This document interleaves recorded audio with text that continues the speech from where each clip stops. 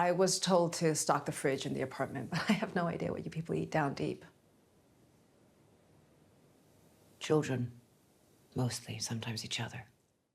The last episode of Silo showed that Jules is more comfortable with machines than she is dealing with people, and you saw that she left that comfort zone behind. She gave up a life where she only had to focus on keeping the generator running, and the purpose that gave her to go looking for answers about what really happened to George. It's why Holston picked her, and he expresses that through the message he left for her on his badge. He believed he could count on her to pursue the truth, and sending her that sign implies that he thinks there's something worth looking for. That's the most obvious place where this episode gets its name, but it relates to almost everything else that happens here. You get the truth about what happened when she was a child before she went to work in mechanical. You see how the people in power try to control information and reserve the truth on a need-to-know basis, and that what you know can be dangerous, regardless of the position you hold.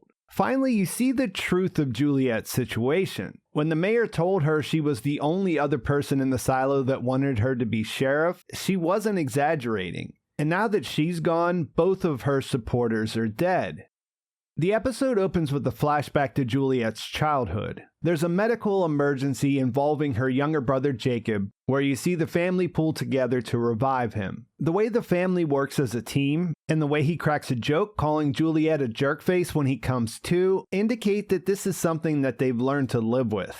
This hints at what her father didn't say when Jahns and Marnes asked about her leaving home so early. And in the present day, you see Juliette getting ready to go see him on her way up the stairs, only to be interrupted by a porter that was sent to find her. She's being called to the mayor's office where she finds out what happened to her, and also that her new primary deputy is understandably not taking it well. He believes the mayor was killed with rat poison that was slipped into her water bottle while they were away from the deputy station in the mids, having their moment together. Since you drink from the other person's pack when you walk the silo together, he believes that he was the target for the attack and wants Judicial to provide a list of possible suspects that might have it in for him. Based on what they say, and because the mayor was so popular, Bernard and Sims seem more concerned with managing the news of her passing in a way that won't get the population stirred up.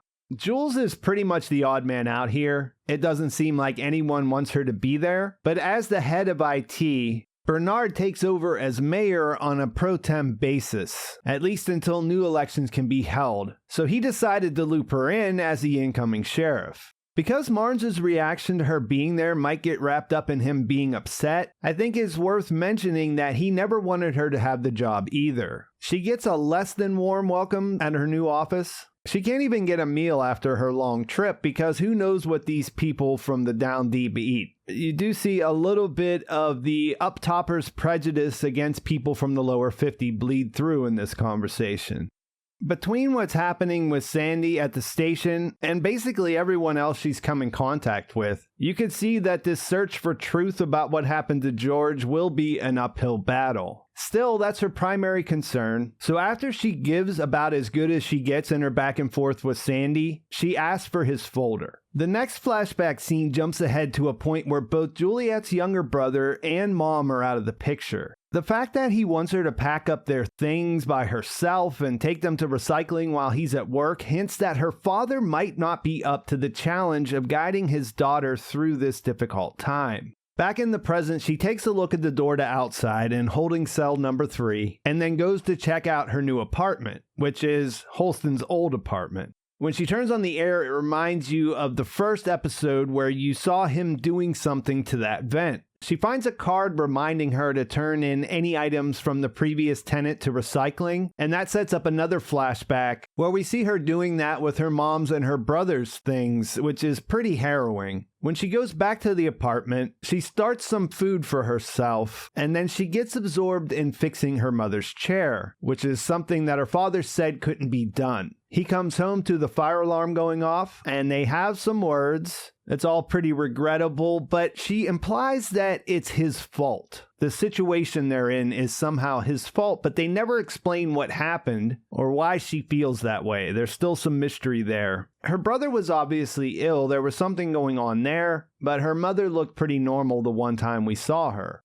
Later on, we'll learn that Juliette's liking to fix things and her decision to run away to mechanical is all because her mother had some connection to these things. When she gets there, she passes Walker a forged note, and we get some younger versions of Knox and Shirley who we've seen her working with in the other episodes. Because she spelled mechanical wrong in the note, Walker sends word to her father so that he won't think that she just disappeared and lets him know that she's there. When he arrives, she tells him that she likes the work. She likes to work so hard that she doesn't have time to think about what happened. And I guess based on the fact that he really doesn't know what to do with her, her father decides to let her stay. It's a little bit strange. It definitely doesn't make you like this character, Dr. Nichols, very much. But it does make everything that we've seen about them in the present, their situation, their relationship there, makes sense. And there's a pretty rough moment when she leaves without going to him. She doesn't do anything. She just sort of walks out. And it felt like a reflection of her saying goodbye to Walker in the last episode. There was a moment there where it looked like she didn't know how to express the feelings she had. And considering that there she does give in and she puts her head on Walker's back on the way out, that signals that she's been the parental figure in her life since she left home. Which underlines the idea of what she left behind to take on this role that nobody wants to see her do. Regardless, she starts to get settled in, and Sandy tells her that Judicial says they don't have a file on George. She mentions that Holston did leave a file for the next sheriff, though, and inside of that, she finds the note about doubling the flowers in front of the mirror. Before she can look through the rest of it, they get a call that Marnes is basically beating up suspects in the mids.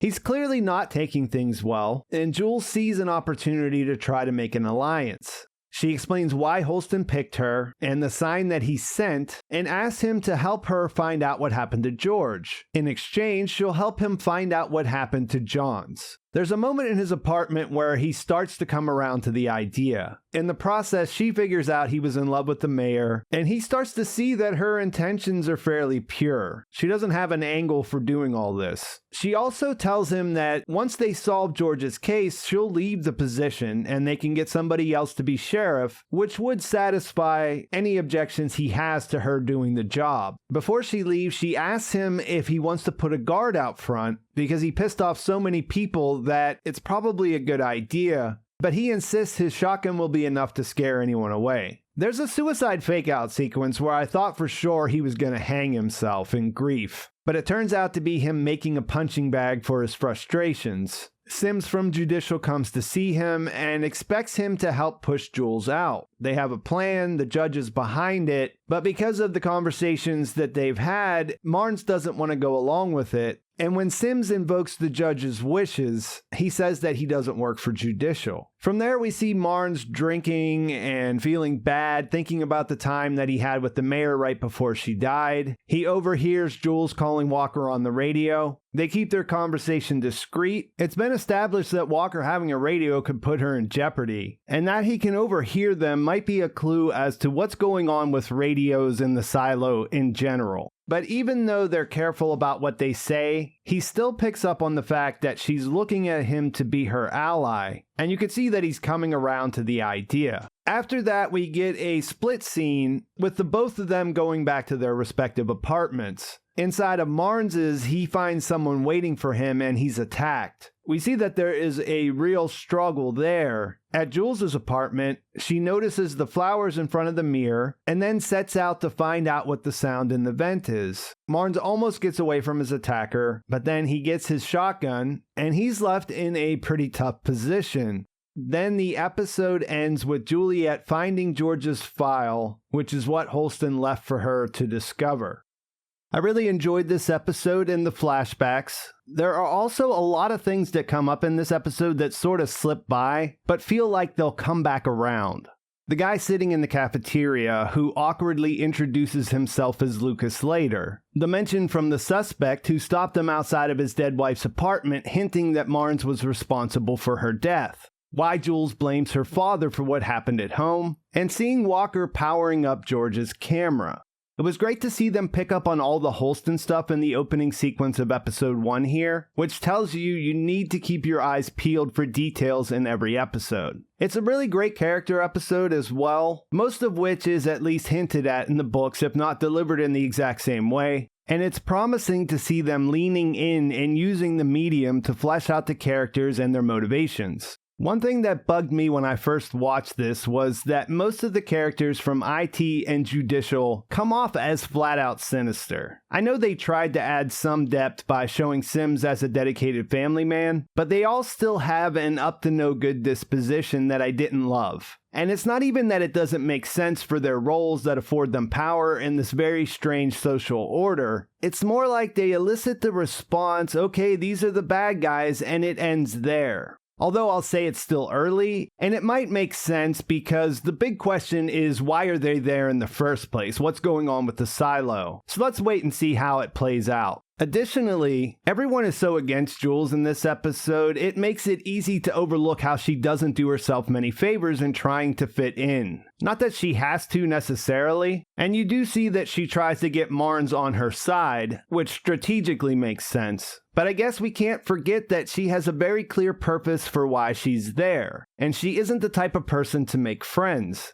I really like the bit where she was so distracted by the folder she was looking at that she just turns down the radio rather than answering it. Seeing what makes her tick is what works best in this episode, and I think Rebecca Ferguson's ability to pack every interaction with substance is what carries it. For me, when a show deals in mysteries, these are the episodes that make or break it, the ones that fill in the blanks in between the big moments. They're asking us to see things from Juliette's point of view and providing us the information we need to understand how she'll navigate the up top as an outsider. 4 episodes in, and there are a lot of people being taken off the board, which makes Marnes' status feel crucial. As far as the book to show stuff, there's not much to report. The show feels very true to Juliette's character and the development of the questions. And other than some things being presented at different times or changes that make for better TV, it's very faithful big picture wise. A place where it might be frustrating for people who've read ahead is that the books had a very consistent pace of revealing things, which might be tied to the fact that it started as a standalone short story, but the show appears to be trying to withhold things and take a more deliberate approach, keeping the audience closer to where the characters are in their understanding of what's happening. Overall, I think both versions are fine though, and while that was something that I liked about reading the books, if I had watched the show first, I can't imagine that it would be an issue.